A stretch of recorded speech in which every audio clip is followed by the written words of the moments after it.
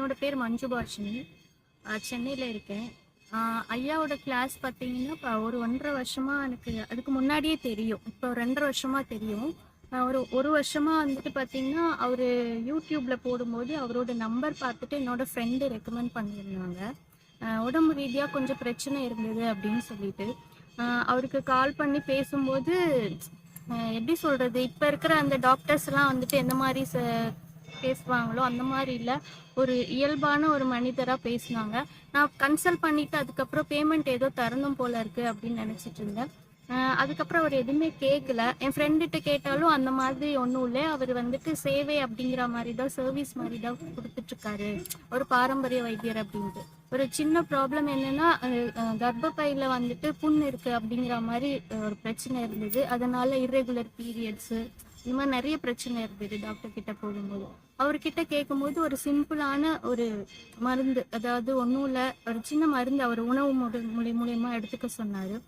அந்த உணவு மூலியமா எடுத்துக்கும் போது நல்ல டிஃப்ரெண்ட் இருந்தது. தொடர்ந்து ஒரு 1 இயராக எனக்கு என்னென்ன சின்ன சின்ன இதுவோ அதெல்லாம் நான் கேட்டுகிட்டே இருந்தேன். திடீர்னு வந்துட்டு இந்த மாதிரி கிளாஸ் இருக்குது அப்படின்னு சொன்னாங்க. ஆக்சுவலாக கொரோனா டைமில் 1 இயராக வந்துட்டு ஃப்ரீ கிளாஸஸ் எடுத்திருக்காங்க, அது எனக்கு தெரியல. அதுக்கப்புறமேட்டுக்கு கிளாஸ் இருக்குது அப்படின்னு சொல்லும்போது சரி ஓகே, நம்ம டாக்டர்கிட்டயோ சரி எதையோ நான் தேடி அலைஞ்சிட்ருக்கிறேன். ஓகே, அதுக்கு இங்கே இவர்கிட்ட வந்து இந்த சொல்யூஷன் கிடைக்கும் அப்படின்னு சொல்லிட்டு நான் ஜாயின் பண்ணேன். அதில் வந்துட்டு முதல்ல எங்களுக்கு வந்து ஃபுல்லாக டீடாக்ஸ் அப்படிங்கிற மாதிரி ஃபுல்லாக உடம்புல இருக்கிறது எல்லாமே கிளியர் பண்ணும்போது எனக்கு பாதி சரியாக போச்சு அப்படின்னு சொல்லலாம். அதுக்கப்புறம் அவர் சொன்ன உணவு முறை ரொம்ப ரொம்ப அருமை. அதாவது இப்போ இருக்க டெக்னாலஜி படி பார்த்தீங்கன்னா டாக்டர்ஸ் எல்லாமே இது ஒரு கிளினிக் வச்சுட்டு நியூட்ரிஷன் அந்த மாதிரி எல்லாமே பண்ணிகிட்ருக்காங்க. இவர் வந்துட்டு ரொம்ப சிம்பிளாக ஒரு கிளாஸில் எடுக்கும்போது ஆனால் இதுக்கு வேல்யூவே கிடையாது, அந்த அளவுக்கு ஐயா வந்துட்டு பண்ணிகிட்ருக்காங்க. நான் உணர்ந்தது இதில் வந்துட்டு நான் இது கிளாஸ்க்கு முன்னாடி இருந்ததுக்கும் இப்போக்கும் எனக்கு அவ்வளோ டிஃப்ரெண்ட்டு. ஃபேமிலியில் மனதளவில் ஃபஸ்ட்டு உடம்பு அளவில் ரொம்ப நல்லா தெளிவாக இருக்குது. எனக்கு டாக்டர் வந்துட்டு ஃபஸ்ட் டைம் போகும்போது நாடி பிடிச்சி பார்த்துருந்தாங்க.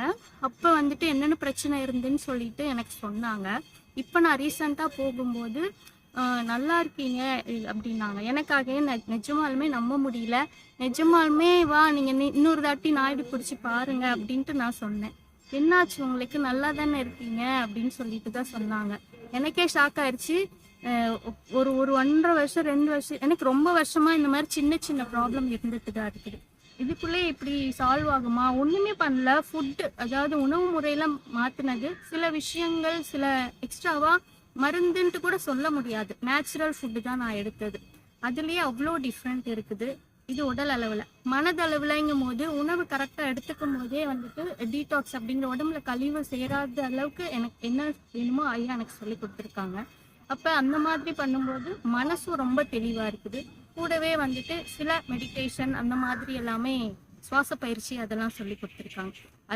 அதுக்கப்புறம் என்னை நான் கரெக்ட் பண்ணும்போது என்னை சுற்றி இருக்கவங்களையும் வந்துட்டு பார்த்தீங்கன்னா ஃபேமிலிலையும் நல்ல டிஃப்ரெண்ட், அவங்கக்கிட்ட நடந்துக்கிற முறை எல்லாமே. அதே மாதிரி ஆஃபீஸ்லேயும் சரி, என்ன சொல்கிறது, நான் எப்படி வாழணும்னு நினச்சேனோ ஐயா எனக்கு கூட்டிகிட்டு போகிறாங்க.